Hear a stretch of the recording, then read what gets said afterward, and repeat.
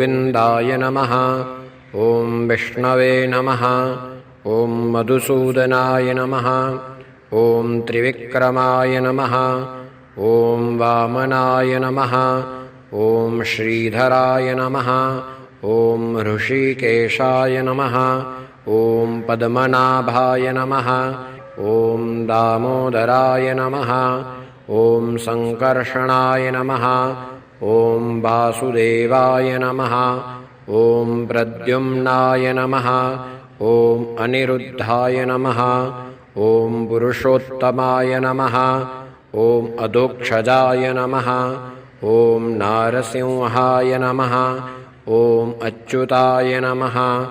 ॐ जनार्दनाय नमः। ॐ उपेन्द्राय नमः। ॐ हरये नमः। ॐ श्रीकृष्ण परमात्मा